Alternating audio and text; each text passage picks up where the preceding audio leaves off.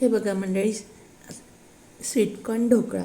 सध्या मार्केटमध्ये छान असे स्वीटकॉर्न आलेले आहे.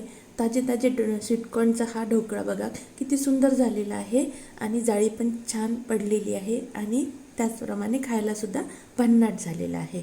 चला तर आपण रेसिपीला सुरुवात करूया. नमस्कार मंडळी, युबी किचन अँड ब्लॉग्समध्ये आपले स्वागत आहे. आज बनवूया आपण स्वीटकॉर्न ढोकळा. तर त्यासाठी सुरुवातीपासून काय काय साहित्य पाहिजे आहे ते मी स्टेप बाय स्टेप सांगणार आहे. चला तर साहित्य बघूया. हे आहे 1 वाटी ताजे स्वीटकॉर्न. 1 वाटी स्वीटकॉर्नला 2 वाटी बारीक रवा आहे आणि पाऊण वाटी हे आंबट दही आहे.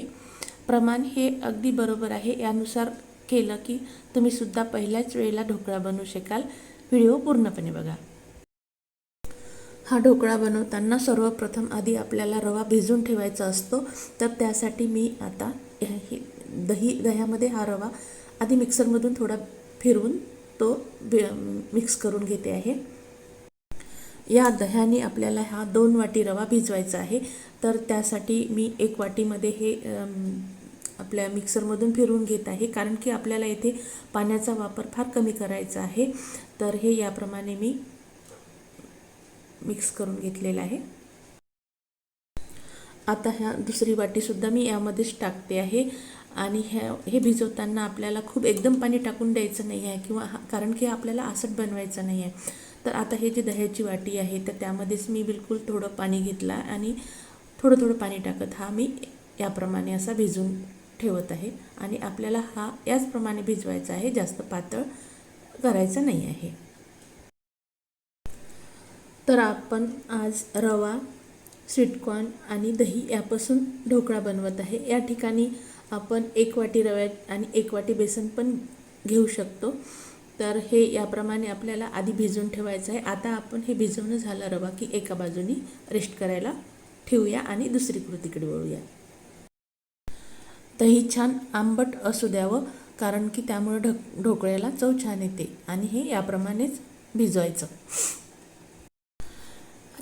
आता मी गॅस ऑन करते आहे आणि स्टीमरमध्ये पाणी ठेवते आहे की आपल्याला बाकी कृती होईपर्यंत आपलं पाणी गरम होते.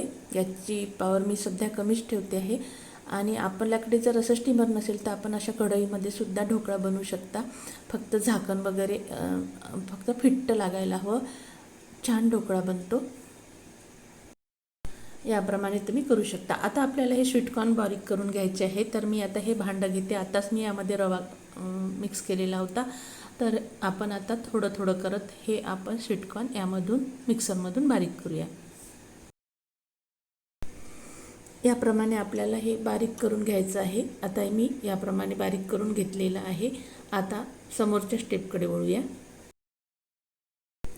यामध्ये पाणी वगैरे अजिबात टाकायचं नाही, कारण की स्वीटकॉर्न हा मिक्सरमधून टाकल्यानंतर त्यालाच आपोआप तो पाणी सहित असतो, त्यामुळे तो आपोआपच या पद्धतीनं स्मूथ तयार होतो. आता याच स्वीटकॉर्नच्या या मिक्स केलेल्या याच्यामध्येच आपल्याला आपण जो रवा भिजवून ठेवलेला होता याआधी तो आपल्याला बारीक फिरून घ्यायचा आहे. भिजवलेला रवा थोडा थोडा टाकत मी सगळं यामधून मिक्स करून घेतलं.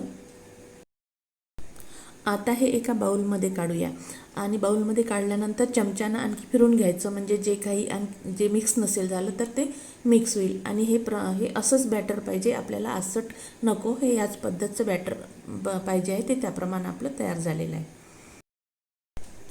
यामध्ये टाकली मी किंचित हळद, जास्त टाकायची नाही, नाहीतर ढोकळा लाल होऊ शकतो. आणि चवीपुरतं मीठ आणि हे सगळं मिसळून घेऊया. यामध्ये टाकते आहे पोहे खायच्या चमच्याने 2 छोटे चमचे तेल आणि हे सुद्धा मिक्स करून घेऊया. आणि या स्वीटकॉर्नला सुद्धा एक रंग असतो, त्यामुळे तसंच हा रंग खूप सुरेख दिसत आहे. आता हे याप्रमाणे मिसळून झालं की थोडं बाजूला ठेवूया आणि आपल्याला आता ढोकळा बनवायचा आहे. तर त्यासाठी आधी ताट तयार करून ठेवूया. तर हे बघा, हे या ताटाला मी डिशला तेल लावून ठेवते आणि तेल लावल्यानंतर कधी कधी ढोकळा जर तुमचं आसट वगैरे झालं तर निघत नाही. तर त्यासाठी काय करते मी थोडंसं पीठ टाकते याच्यावर तांदळाचं. ते नसेल तर तुम्ही मैदा टाकू शकता किंवा थोडं नसेल तर गव्हाचा आटा पण टाकू शकता. त्यामुळं काय होते, सलगरित्या आपला ढोकळा बाहेर निघायला मदत होते. मी यामध्ये टाकते आहे खाण्याचा सोडा, तर तुम्ही याऐवजी इनोसुद्धा टाकू शकता. तर आता याला याप्रमाणे टाकूया. चिमूटभर असा खाण्याचा सोडा टाकून त्यावर थोडं पाणी टाकायचं, म्हणजे ॲक्टिवेट होतं, आणि छान असं मिक्स करून घ्यायचं. आणि ज्या भांड्यामध्ये आपल्याला ढोकळा टाकायचा आहे, लावायचं आहे, त्यामध्ये हे बॅटर पूर्ण काढून घ्यायचं. ही प्रोसिजर लगेच करायची, वेळ न जाऊ देता. याप्रमाणे हे बॅटर या स्टीमरमध्ये ठेवूया. याप्रमाणे मी पसरून घेतलं. हे पूर्णपणे न पसरता कमी असल्यामुळे माझं या पद्धतीनं मला करावं लागलं. आता हे मी स्टीमरमध्ये ठेवते आहे. याला आता छान 20 मिनिटासाठी वाफ यायला ठेवून देऊया. आणि गॅसची पॉवर आता मोठी ठेवूया. आतापर्यंत छोटी होती. पाणी हे उकळलेलंच आहे. उकळलेल्या याच्यामध्ये आपल्याला आधीच करून ठेवायचं असते. आता याप्रमाणे आपण 20 मिनिटासाठी हे बाजूला ठेवूया. दुसऱ्या कृतीकडे वळूया. आता आपण चटणी बनवत आहे. तर चटणीसाठी मी ही कोथिंबीर आहे धुवून ठेवलेली होती. तर कोथिंबीर यामध्येच टाकलेलं आहे, पुदिना आणि कढीपत्त्याची पानं. ही चटणी या ढोकळ्यासोबत खूप छान लागते. नक्की करून बघा. आता यामध्ये जाईल हिरवी मिरची. मिरची आपण आपल्या स्वादानुसार ठेवू शकता, कमी जास्त. मी 1 मिरची घेतलेली आहे, तिखट आहे. यामध्ये टाकते आहे मी अद्रकीचे थोडे तुकडे. यामध्ये या चटणीला छान स्वाद येतो. थोडं जिरं टाकलेलं आहे. आता यामध्ये टाकते आहे लिंबूचा रस, साखर टाकते आहे आणि चवीपुरतं मीठ.